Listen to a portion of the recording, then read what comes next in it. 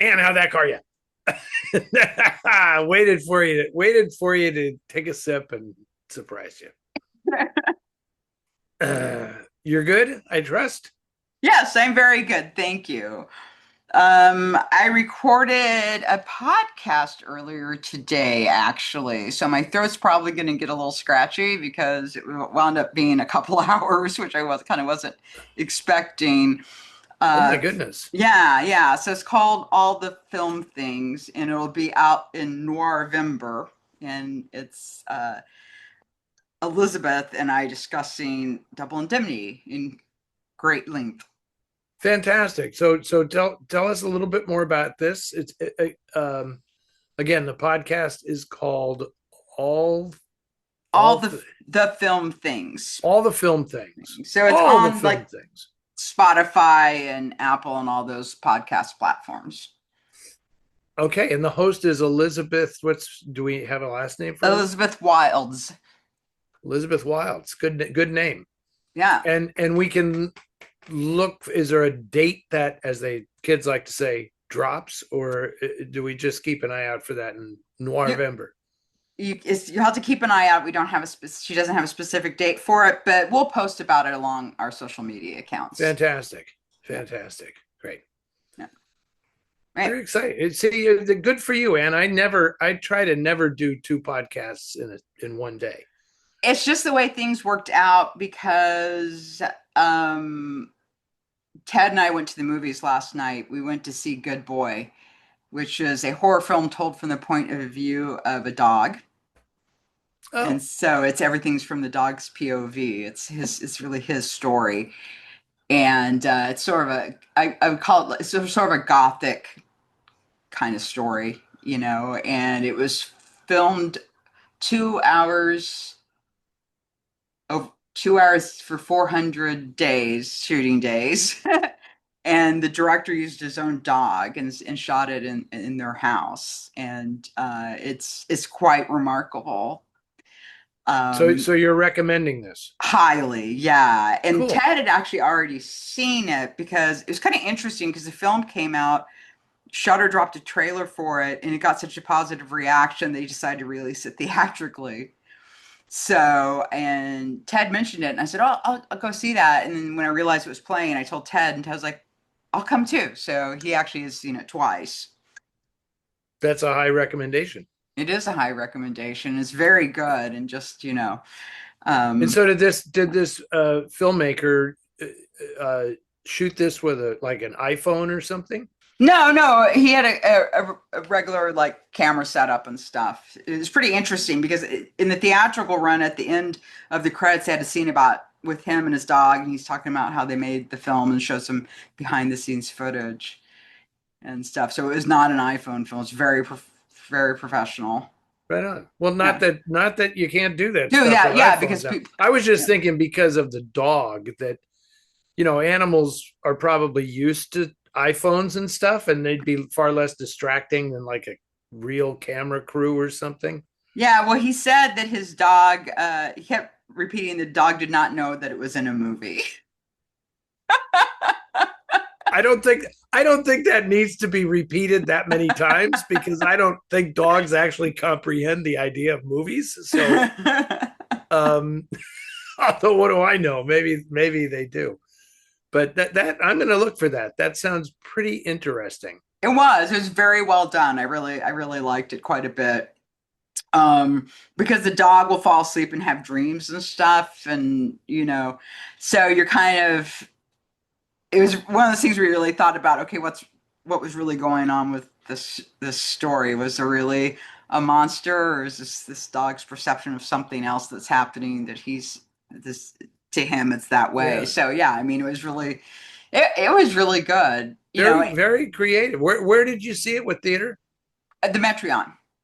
At the Metreon. So this is like a legitimate mainstream release. Yeah, yeah, because Shudder does do some film releasing, and like I said, evidently, originally they were just going to put it up on their platform, but people were so enthusiastic when the trailer dropped, they thought let's release this theatrically, and it did well. So it's been nice to see Shudder, releasing things theatrically.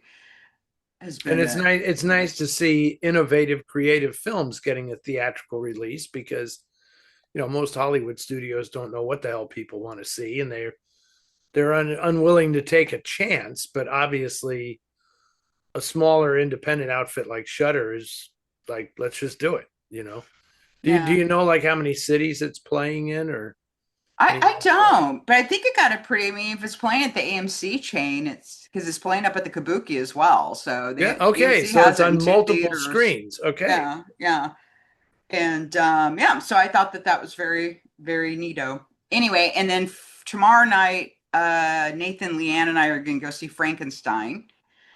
And I'm excited to see it in a theater, but I'm really excited because I just found out last week that both Lars Mikkelsen and Nikolai Leikos are both in it. Okay. So more of your faves. More of my faves, yeah, yeah. Of course, Fantastic. yeah. They play Danish sailors because people who haven't read the novel Frankenstein might not be aware, but it opens up with Victor on a boat, and the ending is also in the Arctic as well. Those are the bookends, and that's typically left out of the film. So, I mean, I was excited that he did that anyway. But then there's another third Danish actor in it that I also have seen and stuff, but I'm not as familiar with. And actually, I found out Del Toro's favorite DP is actually Danish. So, Hmm. Well, report back, but not in great detail because I'll definitely see it at some point. I'm still trying to get out and see One Battle After Another, which I haven't. I've tried 3 times this week to go see it and have not been able to muster the 3 hours necessary. So, no. hoping this weekend I might be able to do that. Yeah, and I'm Anyway, hoping to get to Black Phone too, and also the new film about Bruce Springsteen making Nebraska. I haven't worked up the enthusiasm for it yet. I Uh, mean, I am a Springsteen fan, and I am a huge fan of that album. But for some reason, I don't know. I just scares me. So I know, because ultimately it is. I mean, yeah, I know. We'll see if I bag at the last moment or if I go for it. it was funny. I'm going to share this off the cuff here because I was reading something and it really cracked me up. Was Bruce has his hardcore fans, and some interviewer asked him like, what possessed you to have a bio pic made about you while you're still alive? And bless him, Bruce just said, because I'm old now and I just don't give a fuck. which I thought was pretty good answer. You know, Yeah, I mean, what are you gonna do? You know, yeah. he still has great passion for his own work, but when they want to make a movie about you or something, whatever, it's not you. I guess it is you in a way, but he's not making the film. So Yeah. But I anyway. think too with biopics, if you're doing just a very specific time or event, I think it works better. Oh, then if you're trying to do the Bruce Springsteen Just story, yeah, yeah, exactly. this is Yeah. just Bruce Springsteen makes Nebraska. That's Which was that's all it is. basically him in his house by himself. So I'm So it's almost like a COVID movie. exactly. It'd be like Yeah. Emily Dickinson writing. Well, yeah. So you get the Bruce Springsteen. You get to have his name attached to it, and the whole Bruce Springsteen. And I do notice that although the film is called Deliver Me from Nowhere, that in the movie listings it's called Springsteen cola Hold on. Deliver Me from Nowhere, just so people get it, that's that it's him but he's not in it anyway. And then you get to do a Springsteen movie and you don't have to have stadiums full of 85,000 people, and all that. So Yeah. anyway, okay, so if we should get to the questions. We should get to questions. We should get to the questions. I scanned these a short while ago, and this will be I hope a good episode because there's some points of contention in here. I'm gonna get Yes. I'm gonna get contentious tonight. Me too. Okay, because there's some questions that I just like, what? And one of Seriously? the last question, interestingly, refers back to Double Indemnity. So it's funny that I literally just shot something about Double Indemnity earlier Okay, very today good. So on you'll the you'll have your 8 cents to put in on that one. Yeah. Okay. Very good. Exactly. Okay. Okay. You want to start or you want me to start? I'll start. So, oh, by the way, I'm Ann Hawkins, the Director of Communications for the Film Noir Foundation, and this is Eddie Muller, who is the president of the Film Noir Foundation and a writer and host of TCM's Noir Alley, and Kathleen's husband. Exactly. Exactly. And yes. Okay. Let's rock and roll. Go. Dave and Fiona. We attended and enjoyed very much your showing of Nightmare Alley at BAM PFA on July 18th. It is one of our favorite movies, and like Noiristas everywhere, we are indebted to you for finding and restoring this classic. What is the history behind your efforts to restore this film?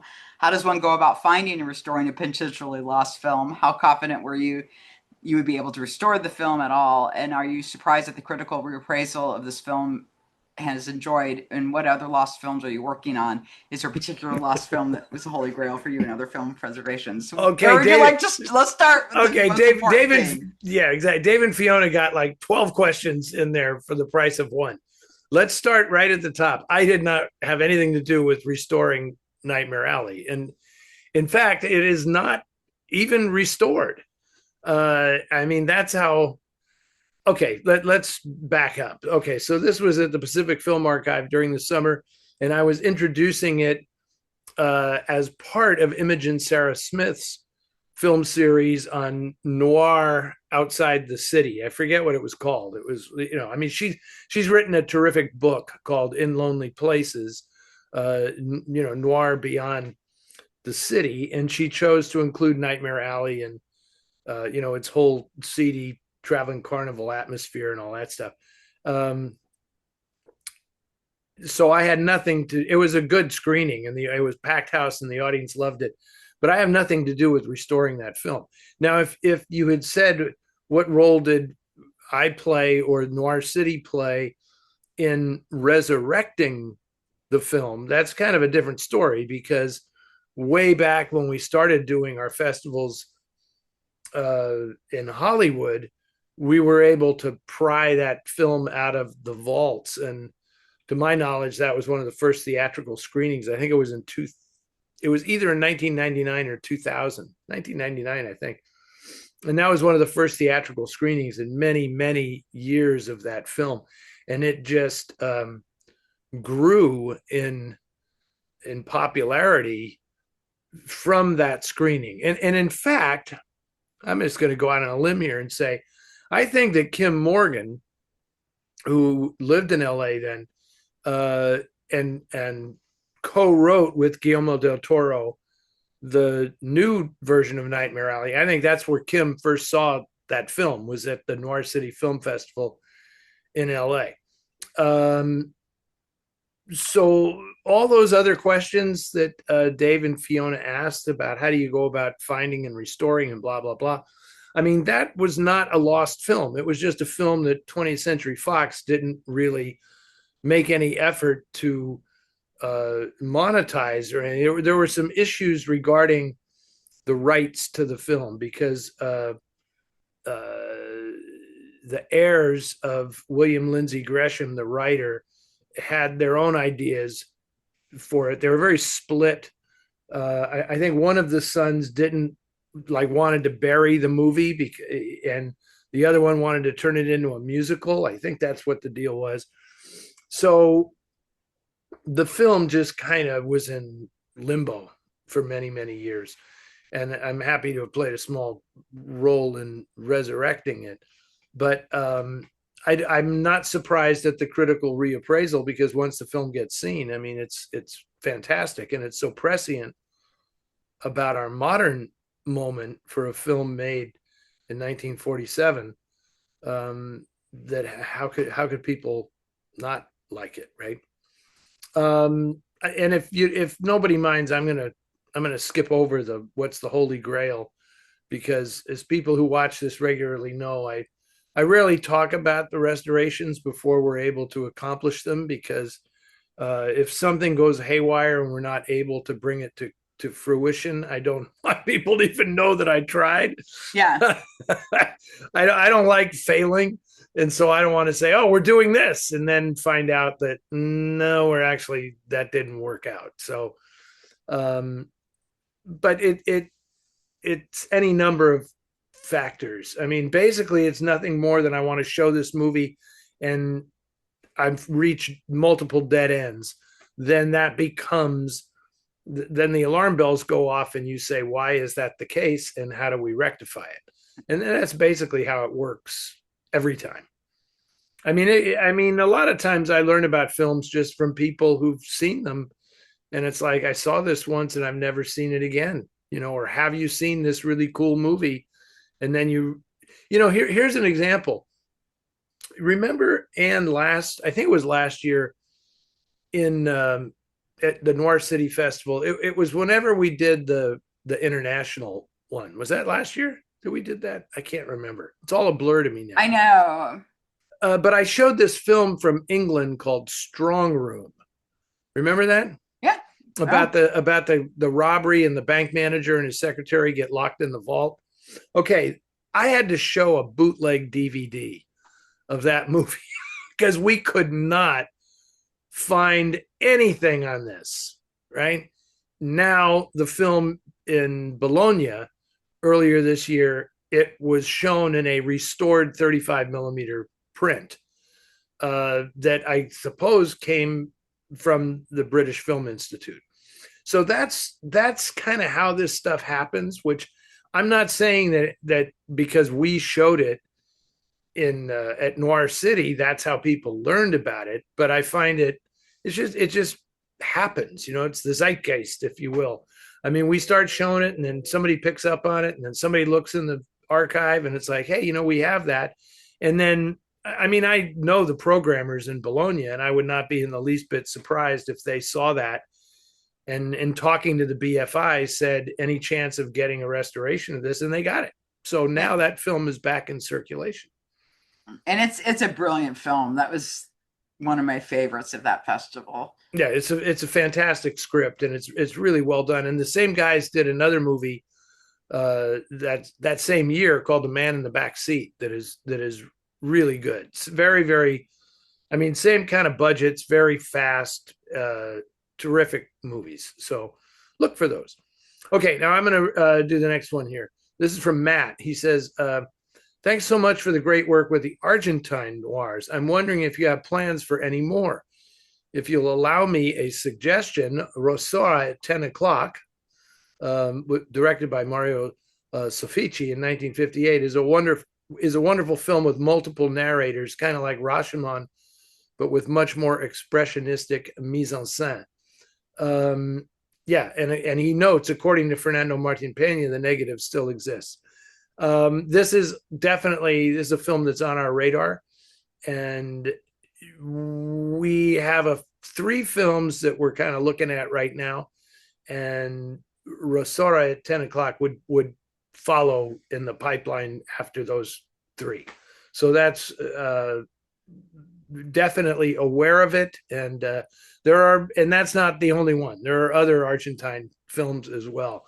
It's just kind of tricky because I don't want the Film Noir Foundation to seem like we're preoccupied with Argentine cinema. Yeah.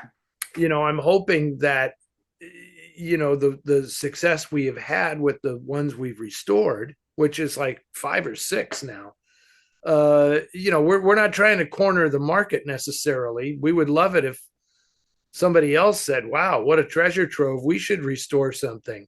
I just want to get the films restored. I don't need to be the guy who resurrected Argentine cinema. Let's just get the films saved and out there,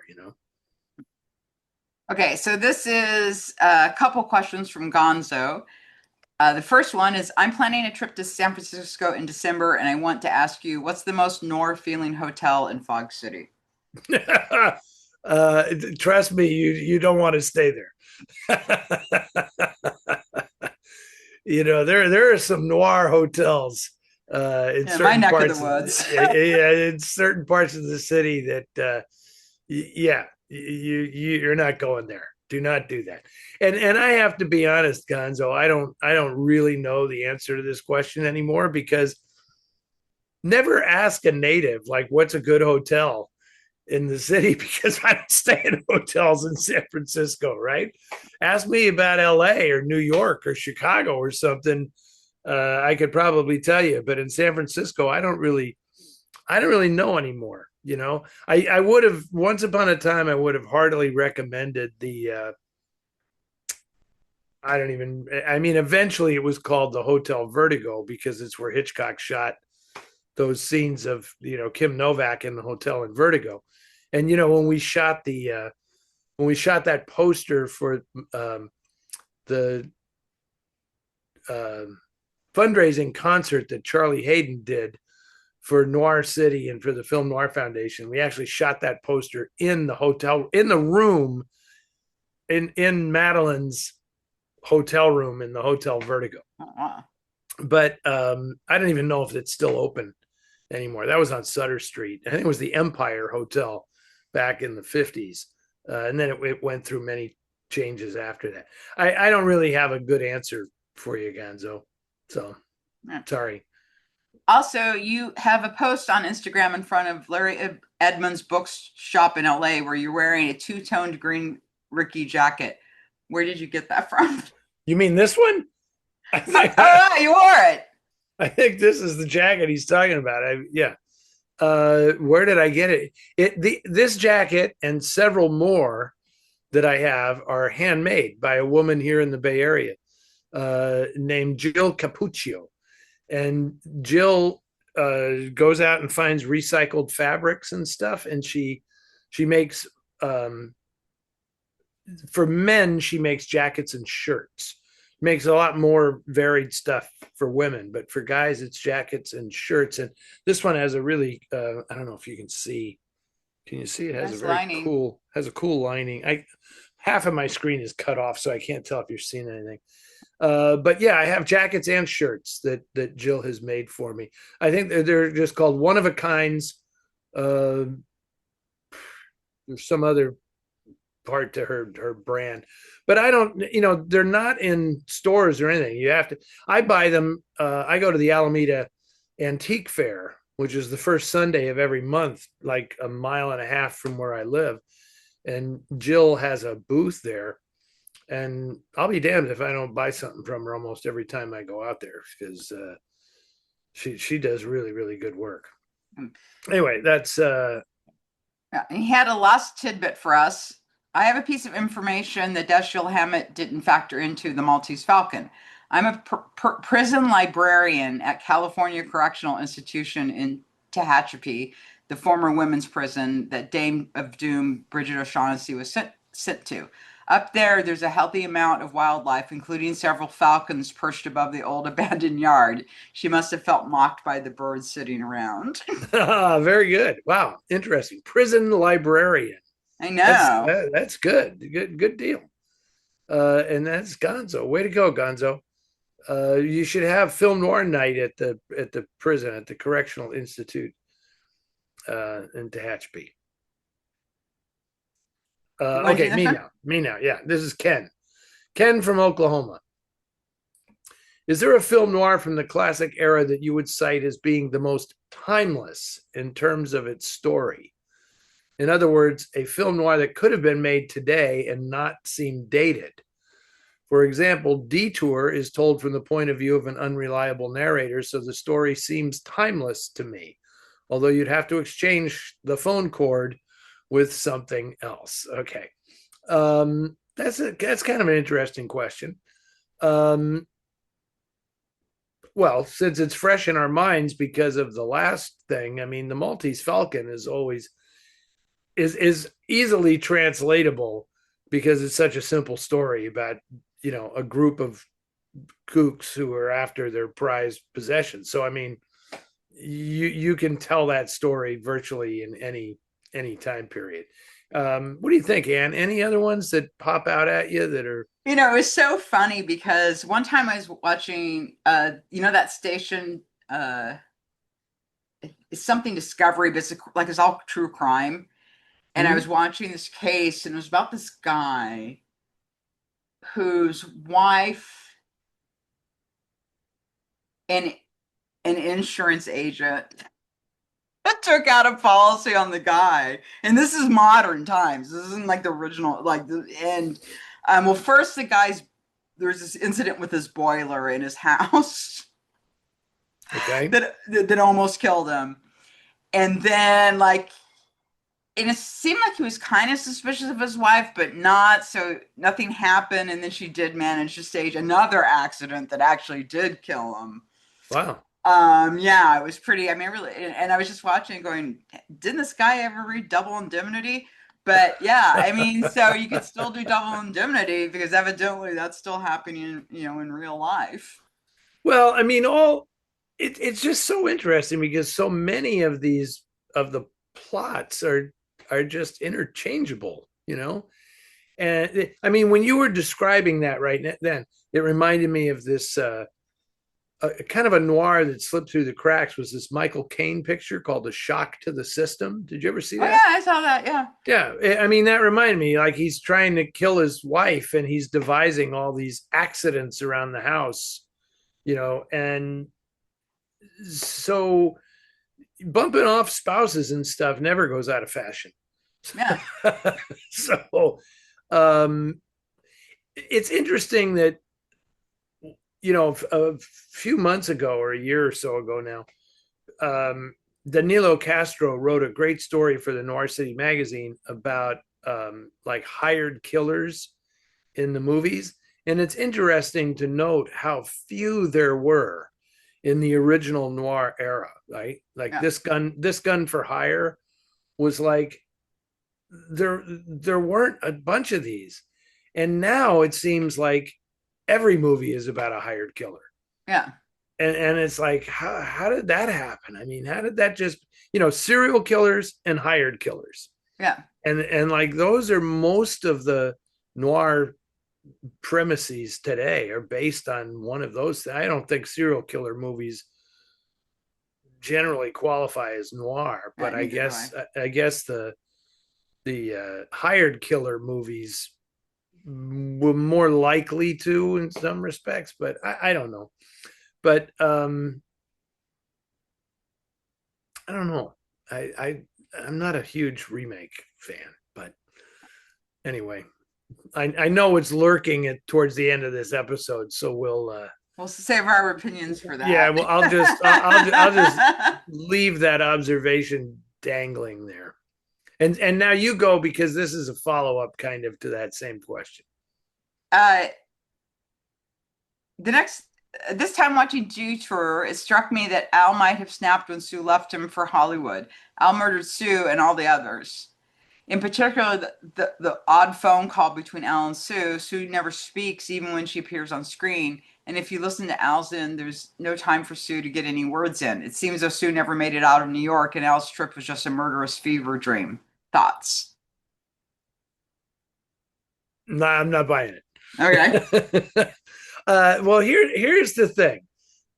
I like that interpretation, Yeah. but I think that was Max from That was Concord, Max California. from Concord, yeah. Max has probably all day long been hearing the same helicopters that I've been hearing because they have the protests and all this stuff because they deployed federal troops and ICE agents and all that stuff over here, and the people objected as they should, and so thankfully the helicopter noise has diminished a little bit. But Max, while I appreciate that vivid interpretation, I think those things you're pointing to are just caused by no budget. And I don't really think it was Ulmer's intention in adapting the book to lead to that kind of interpretation. He basically just cut Sue out of the movie because they didn't have enough time to tell the parallel stories. I mean, in the novel, Sue's in the novel as much as Al. right? But Ulmer just said, no, no, no, this is going to be a psychological drama about this guy's mental breakdown and deterioration. But given that, I do think that Sue actually is in California, because I guess what Max is suggesting here is that Al killed her at the beginning, and then he's actually running away from New York to get away, from the scene of the crime, and then he ends up killing, um, oh God, I can't believe Haskell ends up killing Haskell, and then he kills Vera. Um, I'll just say that if that were the case, I don't see how a director could resist revealing that at the end. Yeah. Right? I mean, like there would just be like a woman in the window kind of thing where you realize, oh, he's still in New York, and so I no, he wouldn't be in New York. Whatever. Okay, Max, you're making my head spin, but I just feel like if that was totally intentional, and I do believe the unreliable narrator thing was intentional, and it's kind of as far as it goes.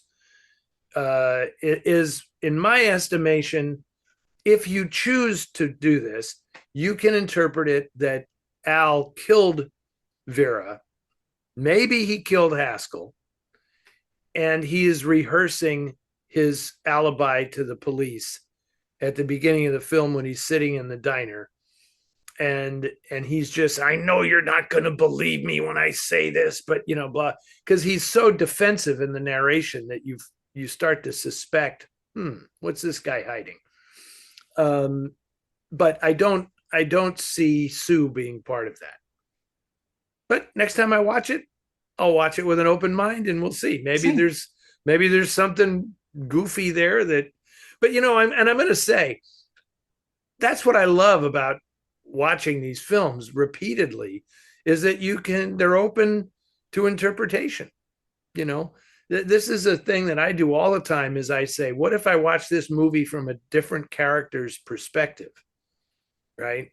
Yeah. Which I love doing with Vertigo, because Vertigo, looking at it from Judy/Madeline's perspective, it's an even more noir film than when you're watching it with Jimmy Stewart, as from his point of view. Anyway, is it me now? You. Question 6. Okay. This is from Vicky and Eric in Nebraska. They ask, is there a difference between regional noirs?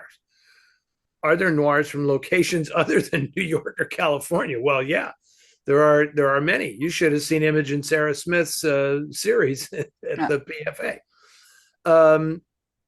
Yeah, there are all kinds of regional noirs. It became a thing in the 50s to like travel around and do,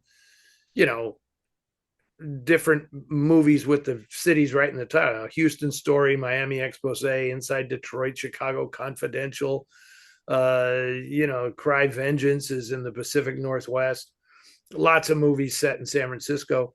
So, yes, the answer is yes. I mean, Dead Reckoning is set in Florida. I mean, obviously they're in California because that's where the movie business was based, and New York also had a thriving film business. So, yeah, most of them are going to be from there. But and what about Chicago? I mean, I could do an entire film festival of just noir films set in Chicago. So the answer is yes. I'm trying to think if there's one set in Nebraska, but I don't know. I don't think so. Not yet, at least. Yeah. G, are you ready for the speed round? Okay, let's do it. Speed round. Okay, and this is from ER-H. Has anyone cataloged the number of times our Philip Marlowe is sapped into unconsciousness in the stories and novels? ChatGPT, in its usual superficial way, says 4 to 6 times in the novels alone, but admits to not looking very closely. I'm remembering how memorably Powell dives into that familiar dark pool with no bottom. This would be an interesting interview to have with a neurologist noirista. Well, I missed that one part there where he said, is it 4 to 6 times total or per book? I think 4 to 6 times in the novels overall. Oh, I would bet you it's closer to a dozen. Yeah. He's got to get cracked on the head at least twice in every book. So right in Chandler, there were like 7 novels, right? So yeah, I'm going to go with 10 to 14 times. And my production company is called Blackpool Productions for that very reason. Oh, because A black pool opened up at my feet, and I dived in. I did not realize. I always just thought it was named after the English city, and I could never figure out why the hell you No, named something no, after it's Blackpool. Blackpool Productions is for all the time that Marlowe gets knocked unconscious in the stories. That's exactly why I called it that. Okay. So Yeah.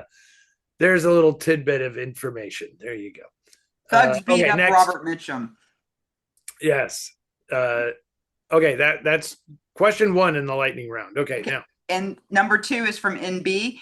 Is there a way to get a definitive list of Eddie's DVD commentaries? I think it's on the website. Okay. I think it's on it's on my eddiemuller.com website under the heading of side bets or something like that. Okay. And I think they're all in there. I know that Alias Nick Beale was the last one I did, and that was probably 5 or 6 years ago. So Yeah. a lot of them are out of print now. So, good luck. Good luck finding those. And this is Jerome from Portland. Which boxing noir succeeds most in verisimilitude? For example, 99 River Street. Conversely, which noir is least realistic? Like Bad Blonde, only air punches. Well, I assume the setup. Yeah, I'm gonna say the setup the best boxing, the most realistic. Yeah, because boxing. Robert Ryan could actually box. Yeah. And so could Hal Baylor or Hal Fieberling, the guy he fights in the setup. His name was Hal Fieberling, and then he used Baylor as his screen name.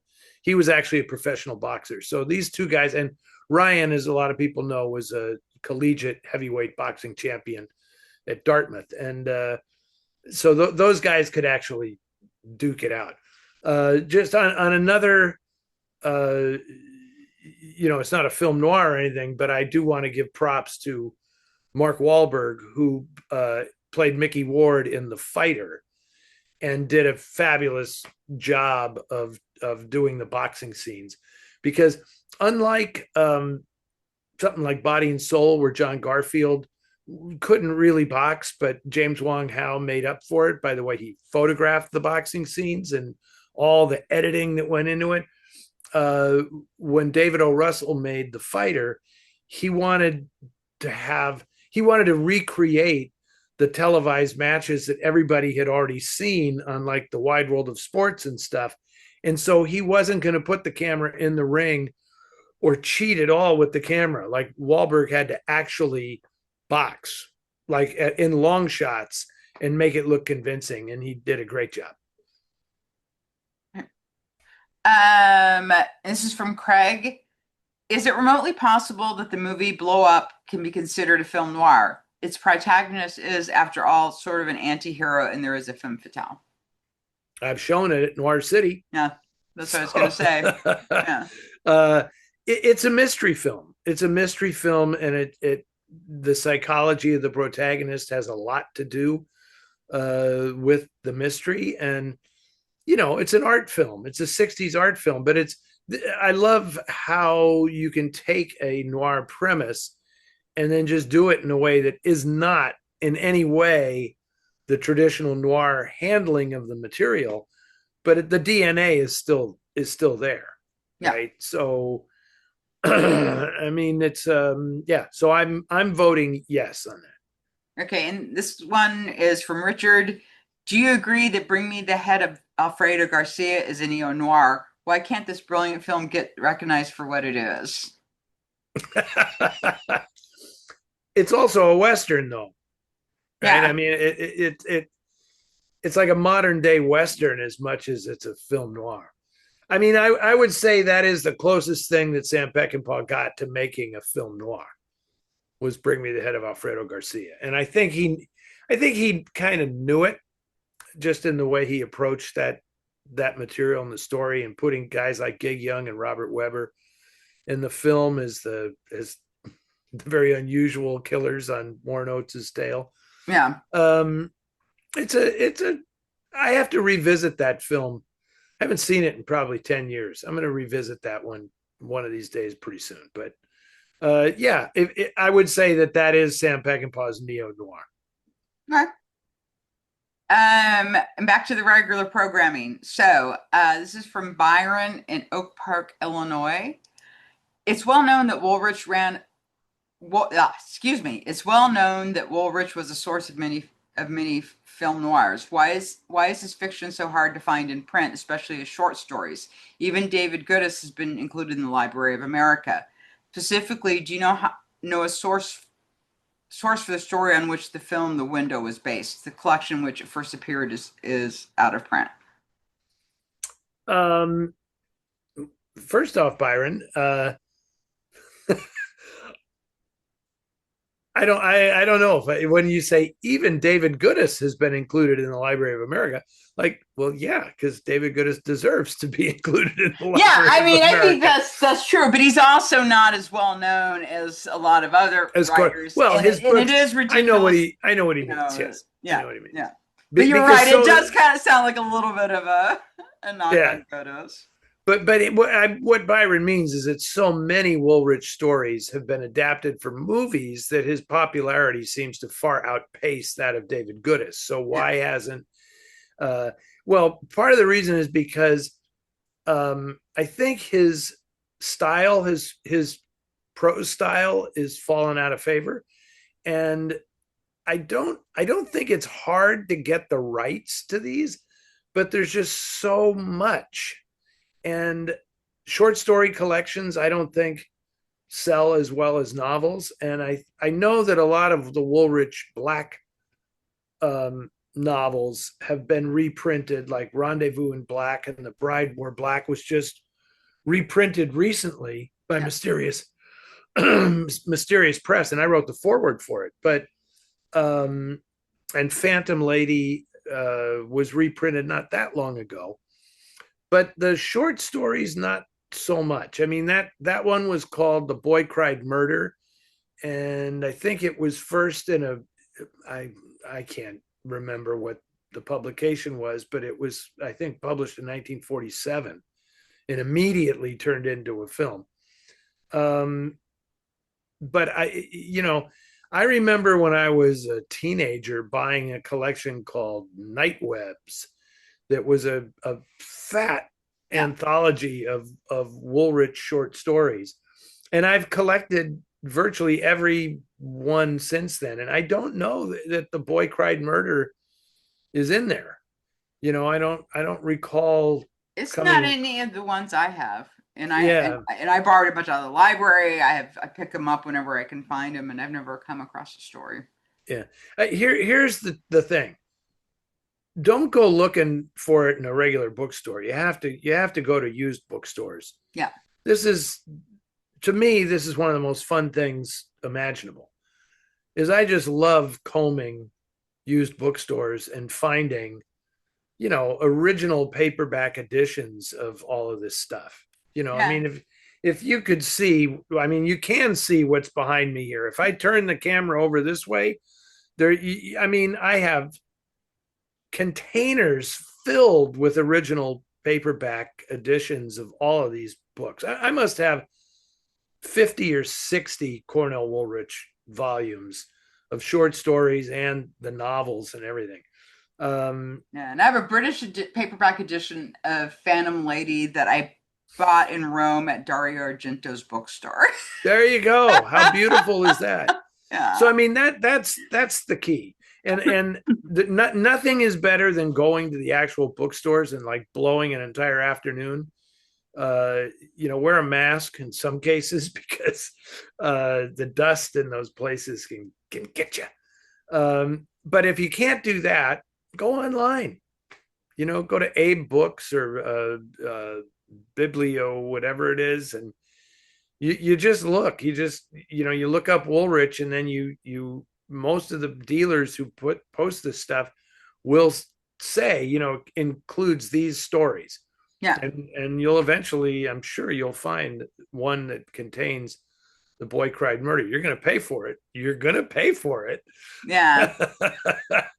But I don't know. Maybe our friends up at Stark House Press will we'll do some Woolrich short stories or something, because Greg Shepard is the guy, and he's been doing a tremendous job of reissuing so many of the novels that the noir films are based on. He's done a fantastic job with really obscure stuff. So maybe the Woolrich is somewhere in the pipeline. Okay, this is Dennis says, any love for the James Garner Marlowe from 1969? I revisited this one for the first time in years and enjoyed Garner's take on the iconic role. I wonder what audiences thought of it back when it was released. Have you seen it, Anne? Yes, of course, because Bruce Lee was in it. that's, That's why I watched that's right. it. It was for He Bruce Lee. demolishes Marlowe's office. Yeah, it's a pretty great scene. So I think his character's name is Winston, if I recall correctly. Winston, that's very good. But I thought it was pretty good.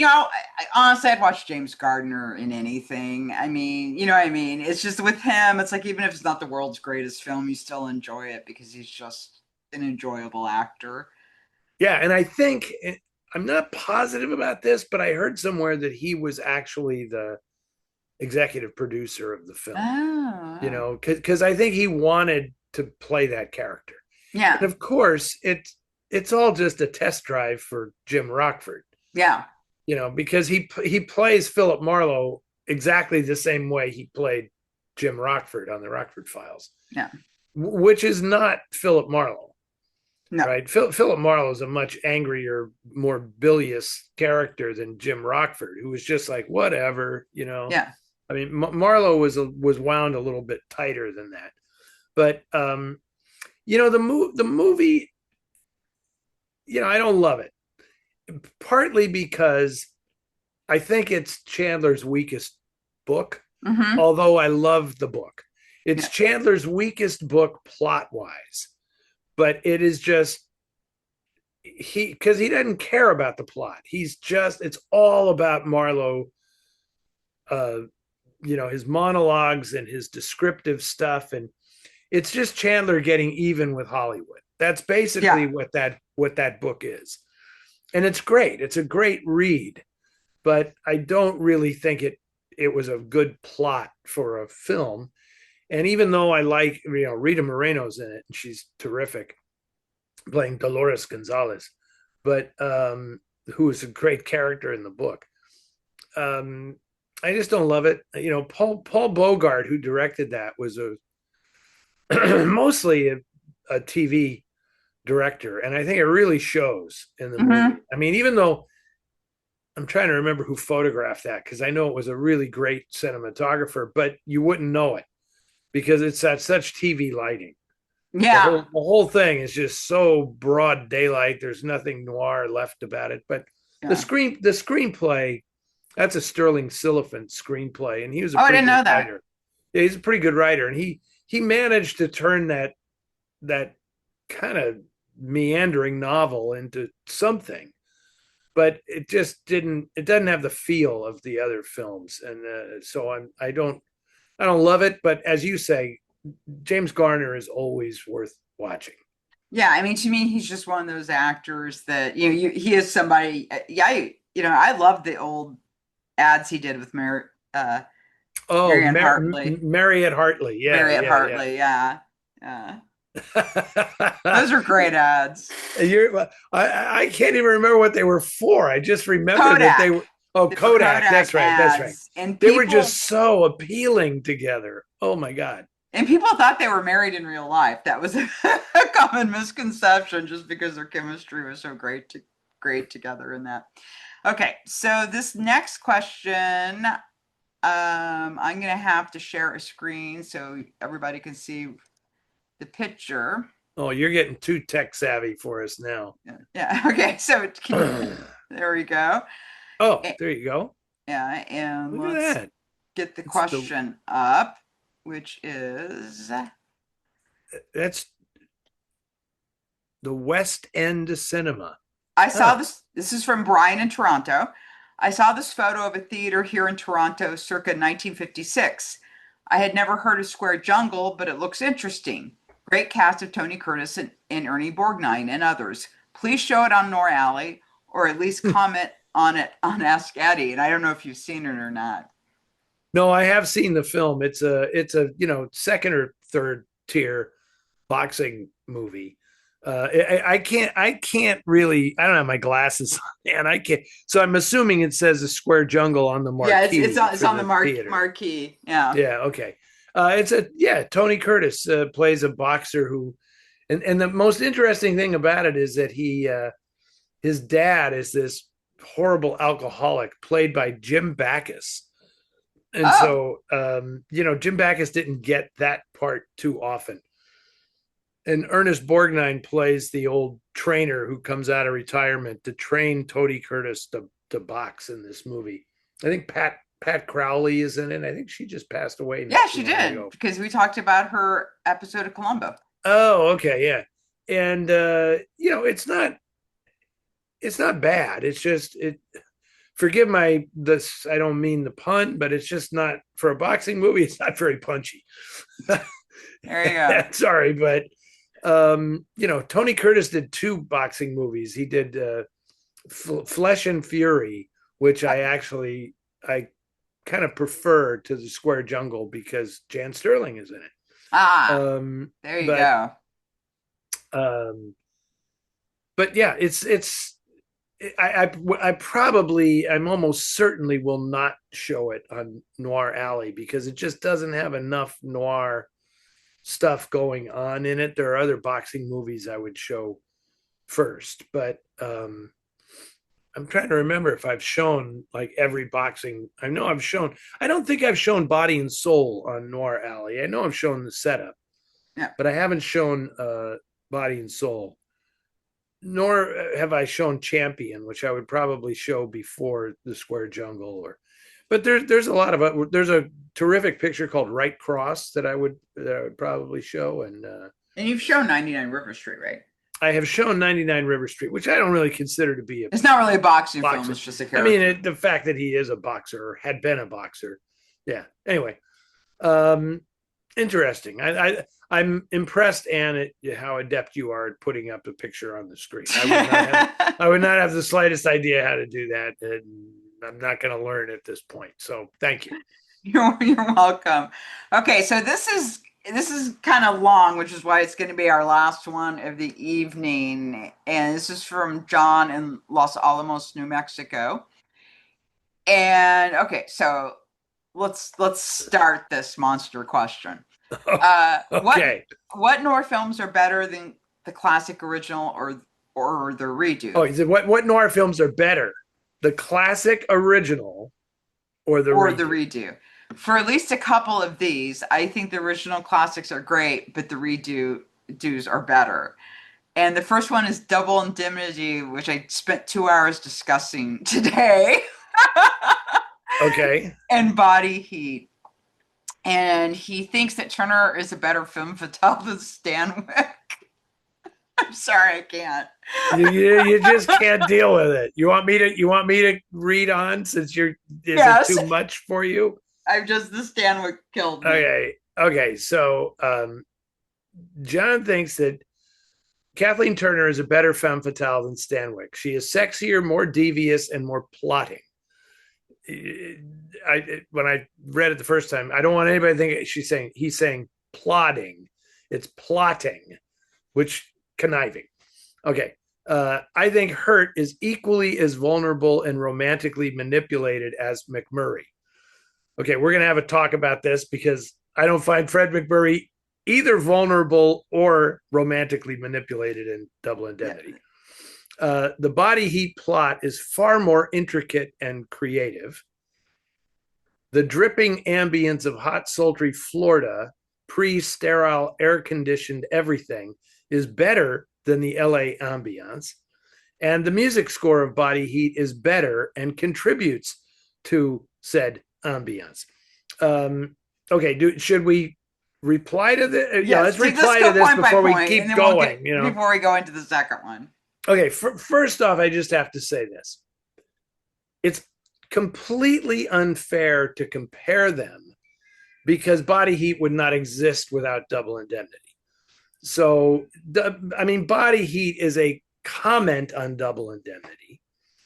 and some of the comments that some of the things that you're suggesting here, John, as to why Body Heat might be better, is also a little askew because of something called the production code. So, how much of Kathleen Turner's performance is because she's allowed to do things that the production code just completely, would never have allowed. I mean, granted, Kathleen Turner has a very sexy voice, but I don't particularly find her that much sexier than Barbara Stanwyck, if at all sexier than Barbara Stanwyck. So, as for William Hurt being, or just categorizing Fred MacMurray's character as vulnerable and romantically manipulated, he is not. He is he is the instigator of everything in the film, really, and I don't find him in the least bit vulnerable or even that manipulated. He goes into everything with his eyes wide open and knows exactly what he's doing. They are co-conspirators. And plus, it's his idea. He says that he'd already had the idea for this, but he needed someone in the inside. Yeah. And so he was looking for his opportunity and found it. And as for the Body Heat plot being more intricate and creative, again, it's only because Double Indemnity existed in the first place that Lawrence Kasdan, in writing this script, says, okay, what do I do to take it to the next level? Right. And of course, in the 1940s, the femme fatale is not going to get away with it. So, I mean, that was his big revelation for the remake. And it's not really a remake of Double Indemnity. It's just a similarly structured and plotted film. I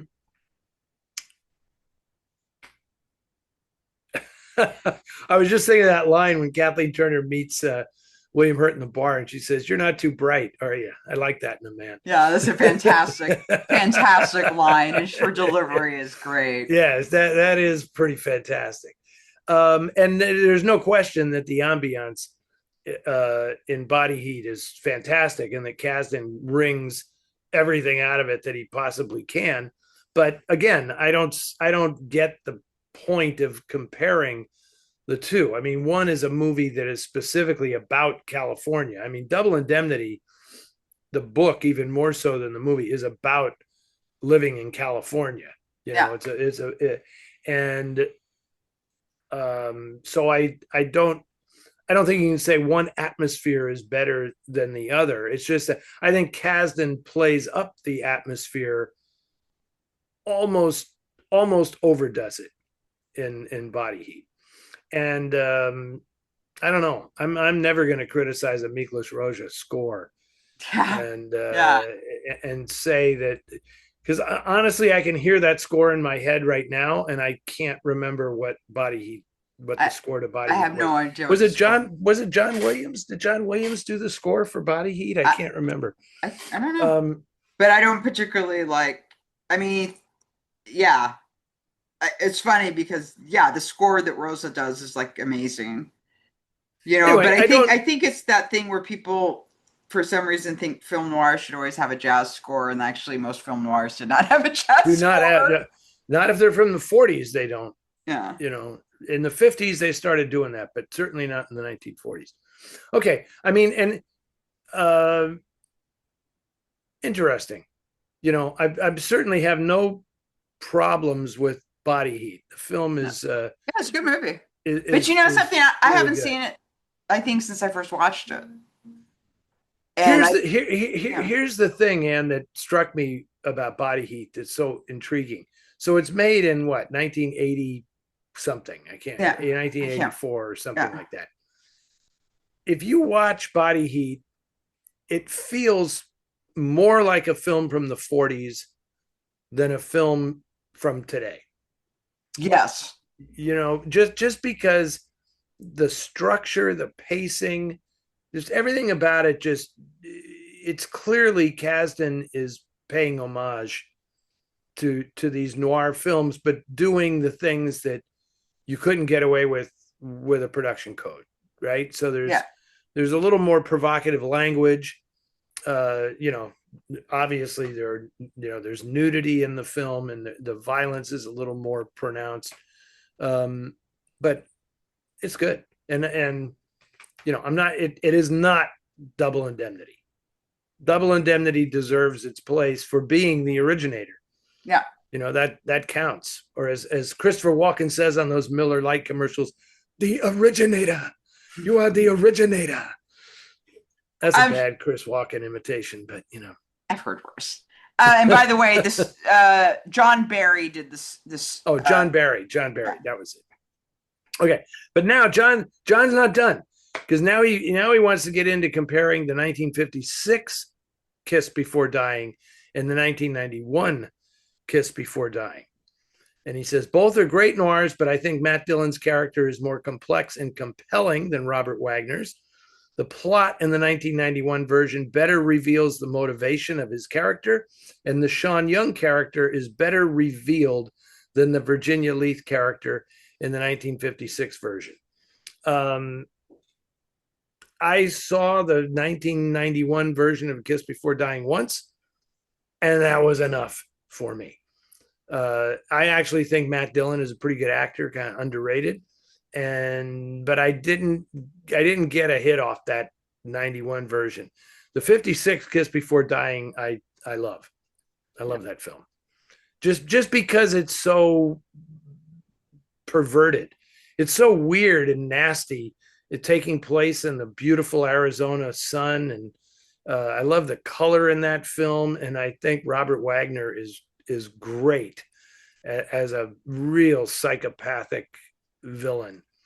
And plus it also, maybe I'm just more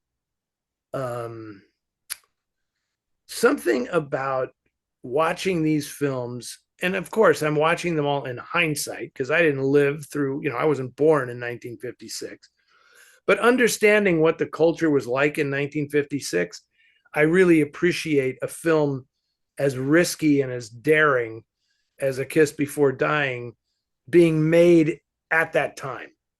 Whereas I don't think there was any kind of risk or weirdness in doing the story in 1991.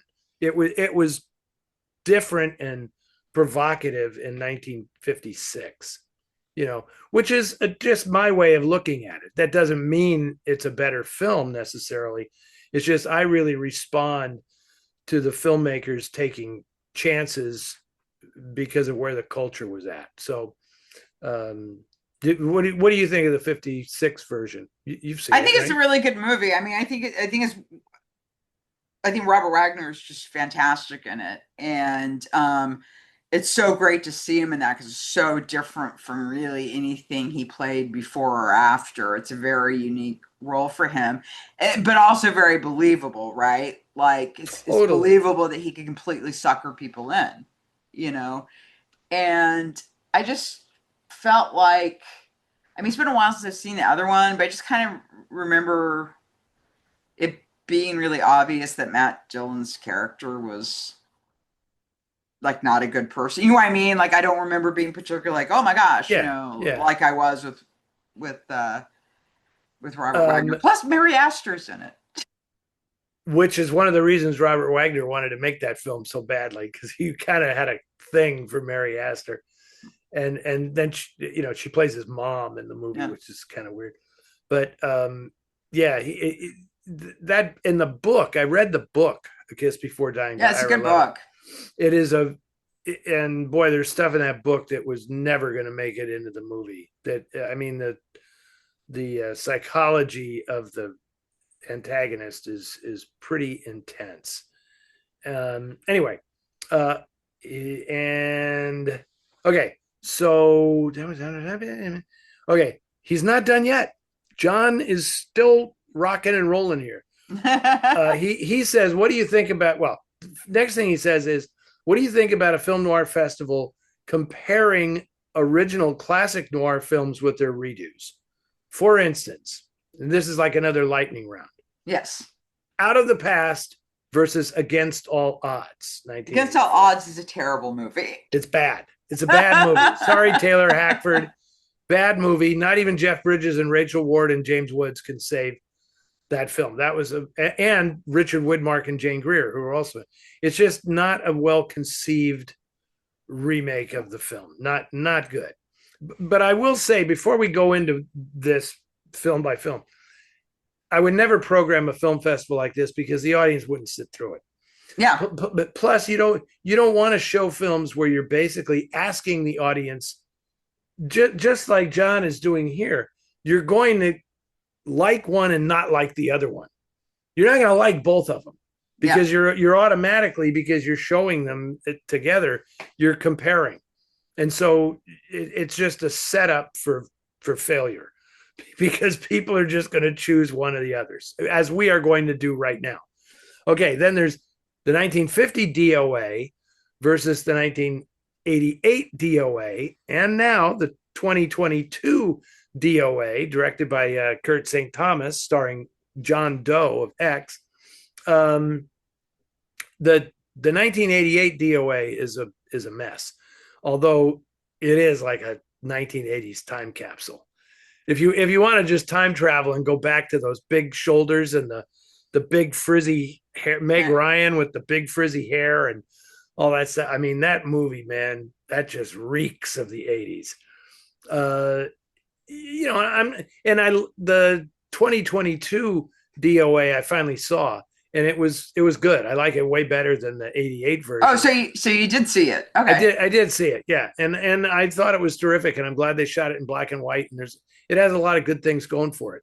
And I'm not the biggest fan of the original DOA because it's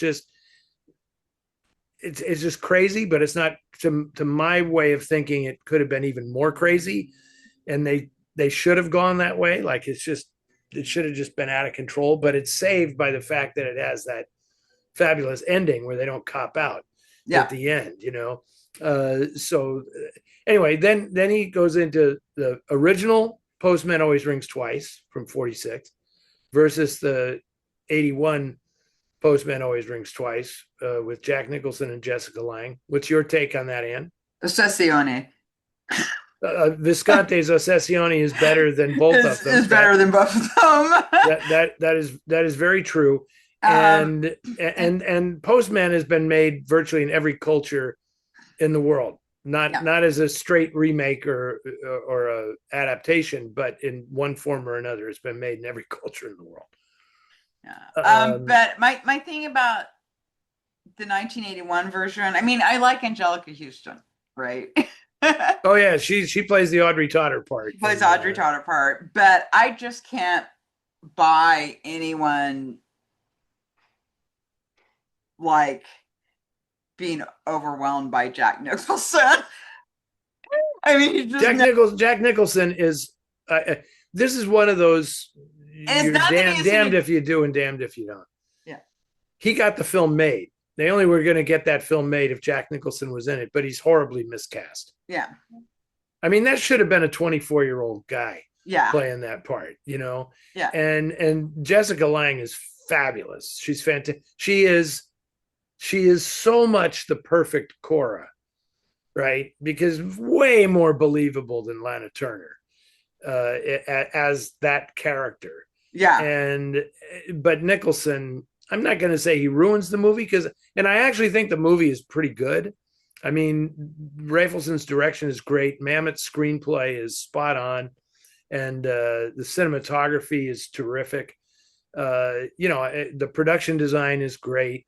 It's just Jack Nicholson is not supposed to play Frank Chambers. It just doesn't work. Anyway, okay, he goes on. Cape Fear, the original 62 versus the Scorsese 91. Cape Fear, no contest here. In my estimation, the original so far outclasses the remake. It's not even. I literally couldn't get through the remake. Because? It was just so frigging over the top. I mean, his performance, it was just like, this isn't going to be scary at all because it's just like this crazy psycho tattooed guy. I mean, the thing that makes the original so effective is that Robert Mitchum is really scary because it's a very like believable person. Like this is someone that you And encounter in real life. he's very sexy and charismatic, Yeah, you yeah, and know, you which makes believe him that so he could pull these dangerous. people in, right? I mean Yeah. you know the woman he picks up. I mean that's so horrific, but you believe that he could pick somebody up though. You know what I mean? You believe Yeah. that a woman would be Totally. intrigued by him and go somewhere with them. You know, yeah, Absolutely. Absolutely. And I'm, you know, I love Robert De Niro, but I'm going to nominate that for perhaps his worst performance,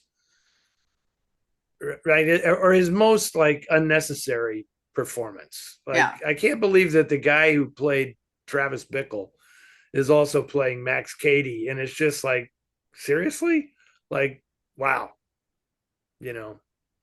Anyway, now here's one that I think John is throwing in just for a lark: the original Gun Crazy versus the 1992 Gun Crazy, which of course was spelled as one single word, Gun Crazy, with Drew Barrymore and who was it? Who was it? The Oh, geez, I can't remember. I'll look it up on my magic phone. no, the guy's not bad. He's a good actor, and I'm drawing a blank right now. Anyway, I've never seen it. Have you I'm seen not. it? I'm not. I watched it on television and didn't quite make it through. So, I Yeah. mean, do not try to compare a 1992 low budget remake with arguably one of the most innovative, fantastic crime films ever made. Oh, what, James LaGrosse? James LaGrosse, that's Oh, his he's a name. great James actor. LaGrosse. Yeah. Yeah. Um, okay. And then, of course, this is in your bailiwick, the Highsmiths, Purple Noon, the Alain Delon Purple Noon from 1960, and The Talented Mr. Ripley from 1999. Ripley, the TV series. Okay, I've said that. Okay, you said that, which I don't agree with you on, but Yeah, hey, but what the Purple hell? Noon. I mean, Purple Noon is just, you know, it's hard to beat Delon. Yeah, I mean, I like them both for different reasons. But I really like. If Yeah, I really want to rewatch Purple Noon soon. But tell Mr. Ripley, yeah, I really didn't like.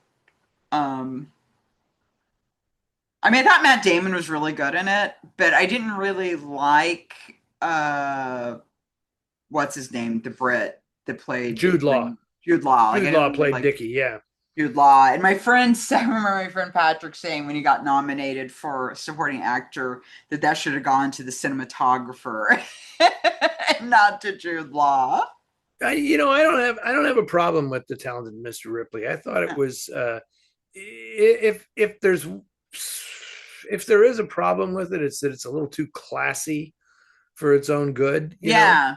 um, Yeah. I am recording my all important podcast at the moment. Kathleen just came home and she's hollering for me. So, you know, we haven't had dinner. But I'm going to run through real quick because it was funny that John picked these to single out. But I'm going to say also originals versus kind of interesting redos. The Reckless Moment, right? Yeah. And The Deep End from Which I need to 2001, see, which I need to starring watch. Tilda Swinton, which might be the best of all of the noir redos. I think they did some really, really smart things in adapting it to what was then modern times in 2001.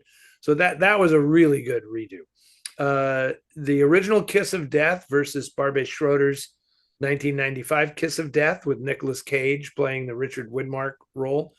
Not bad. Better than it had any reason to be. Crisscross was remade in 1995 as The Underneath by Steven Soderbergh. Do you know I still haven't seen that, and I'm a huge Peter Gallagher fan, and I've still not seen that film.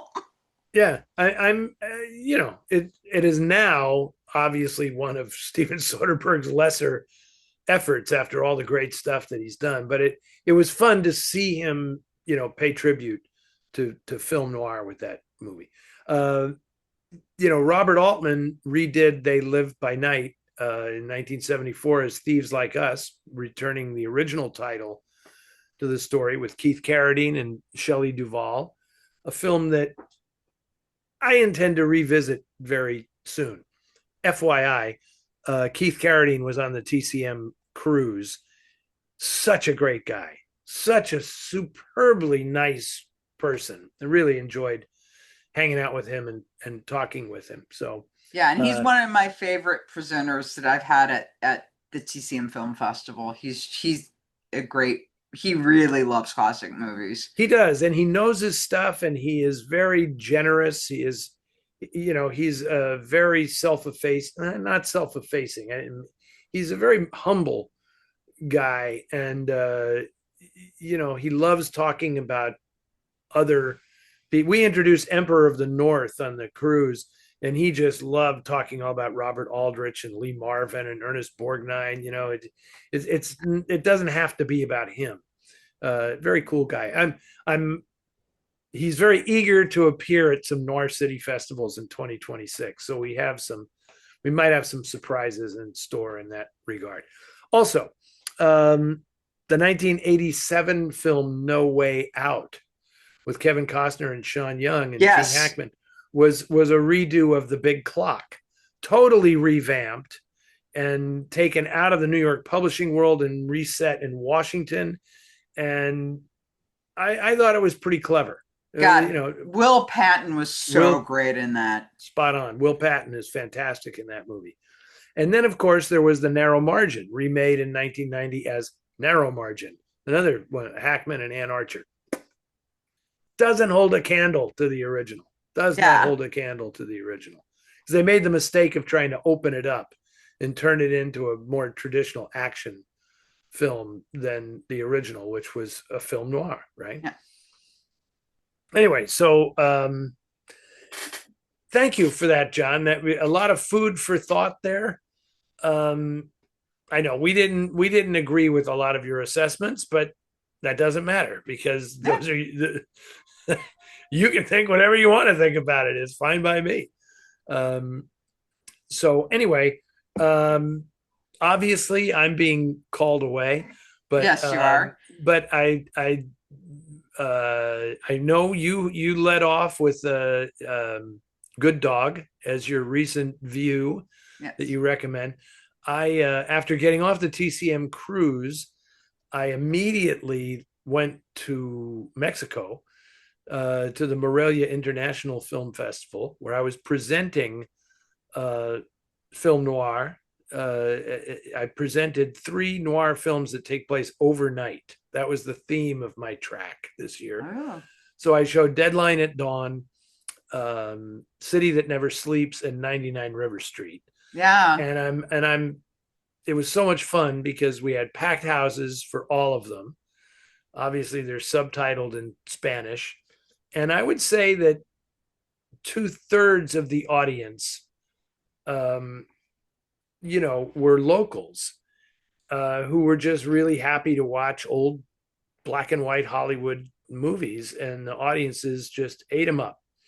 Really, really enthusiastic, very gracious audiences, including a lot of kids. It was really fun to see the wide age difference in the audience, and so that was fun. But I also saw the new Park Chan-wook film, No Other Choice. Oh, I can't wait to see that. which is really all noir fans need to see it because it's like it's kind of like a deconstruction of the whole genre.